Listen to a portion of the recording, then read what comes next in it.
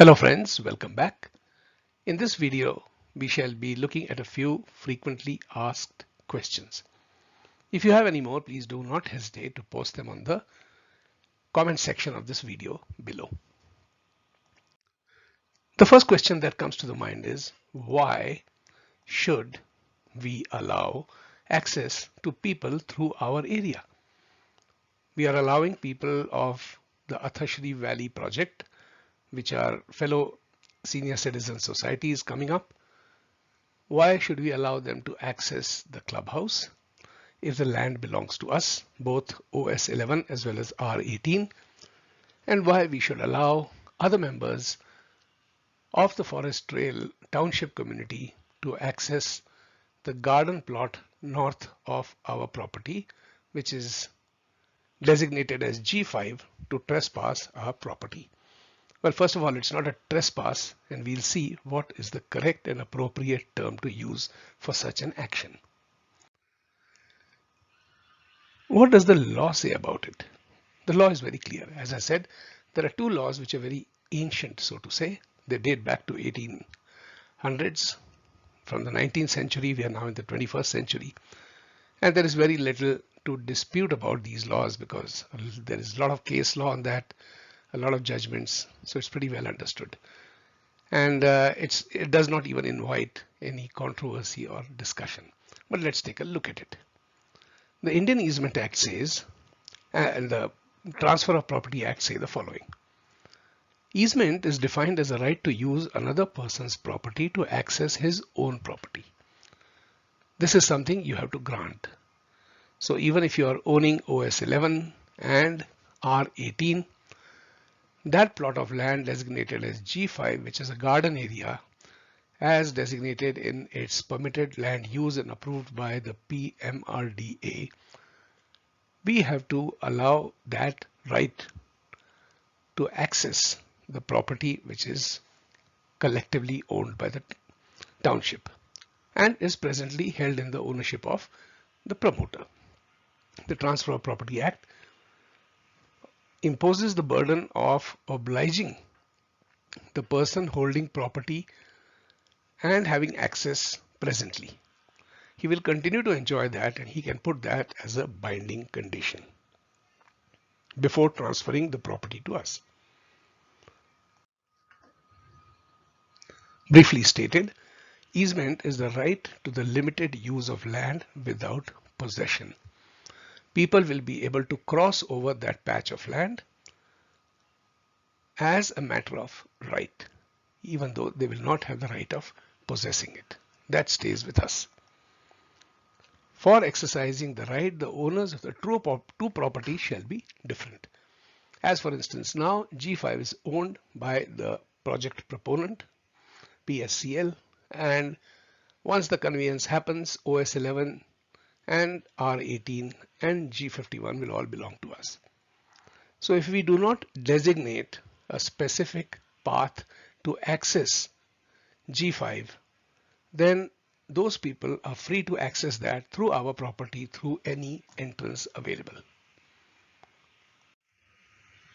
Continuing further, let us take an example. Suppose there is a landlord who owns a piece of land, and we shall call that X.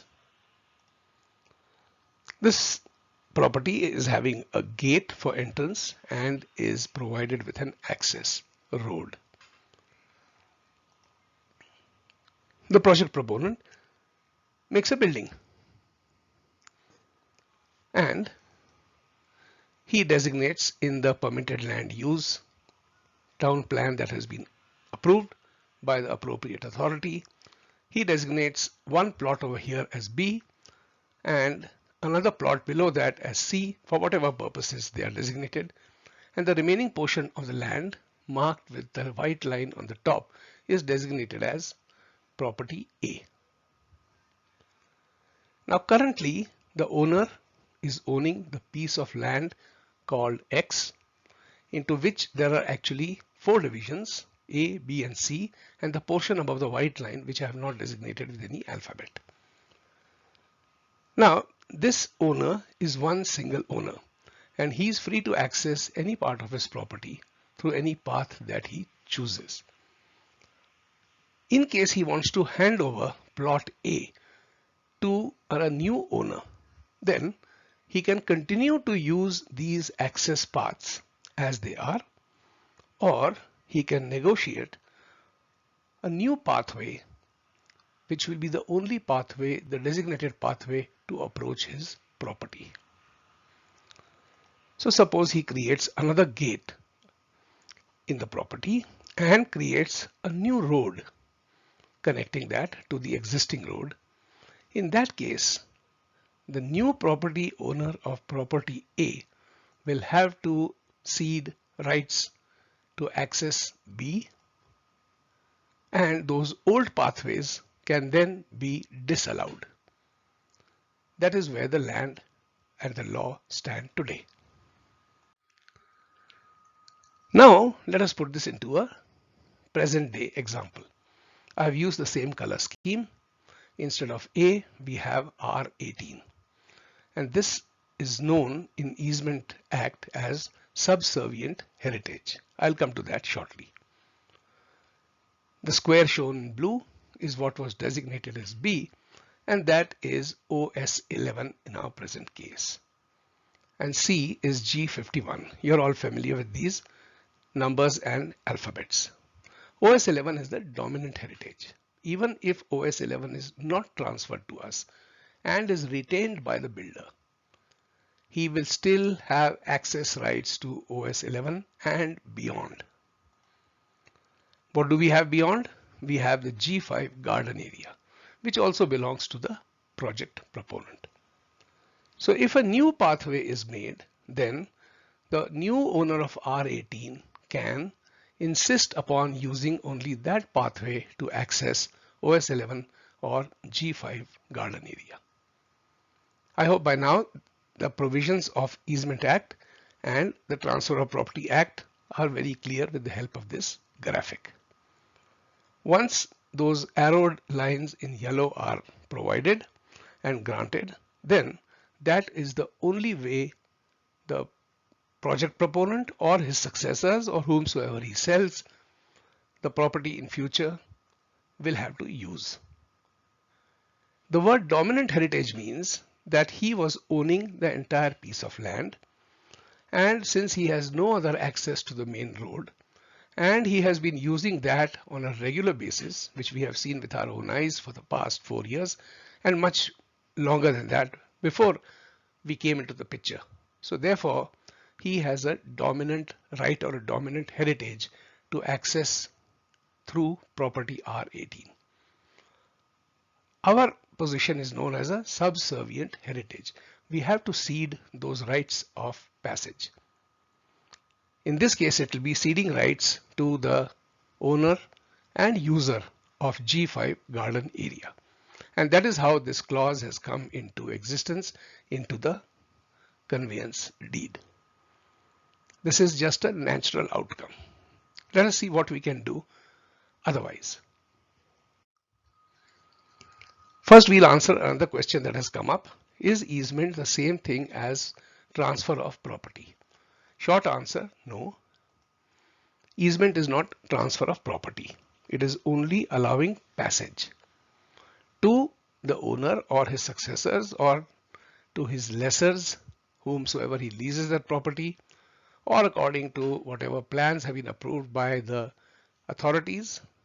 We have to allow that passage. There is no question of ownership or transfer of property. So naturally the question is, can we refuse that access? Can we just say that I'm happy with R18? I don't want OS11. I don't want G51. Just give me R18. Very well. Even if we have that stand, first of all, then if we follow the word and the letter of the engineering drawings and the approved plans, then the project proponent, before handing over R18 to us, will have to build a wall, because that wall is shown in the engineering drawings approved by the authorities. And that wall will run along that yellow line which you have seen in previous videos. In effect, on the western side, half the area that we are accustomed to using for the past 4 years will be lost, and it will be cordoned off with a wall. And even if we do that, we still have to allow access to that property which now completely belongs to the builder or the promoter. So you still have to give a pathway. If you refuse to give the pathway, he can use it anyway and he can get a court injunction. So easement on your property is a type of burden on you. You can't help it. Just because it happens to be owned by one single owner and now it is being transferred to a second owner. Once there is more than one owner, then the subservient heritage holder, that means the one over which passage is already existing for the owner, will have to be ceded or allowed. So easement is a burden on you. For public and private easement refusal, if we do that, then these entities can take you to court and they are sure to win. In fact, they will be able to get an injunction which will allow their passage until the court case is settled, which could take a few decades since it will be a civil case. In the email that you have received, there is one resolution which says that the general body will resolve to pay any stamp duty. So the question arises, I already paid stamp duty when I bought my flat or purchased my flat, or when I was allotted the flat, if we go by the correct terminology, then why should I pay any additional stamp duty now? Well, that is partly correct, because for R18 alone, the stamp duty required will be just 100 rupees in view of the stamp duty paid by all the other members previously. For the additional areas which we are getting, that is OS 11 and G51, we will have to pay the stamp duty. Even though we are not paying a single paisa for acquiring those properties, we will have to pay stamp duty on the basis of a capital value assessment as per the circle rate determined by the state government. Friends, that brings us to the end of the series of videos. I hope I have been able to convey the essence of the conveyance deed. Thank you very much for your attention, and bye-bye.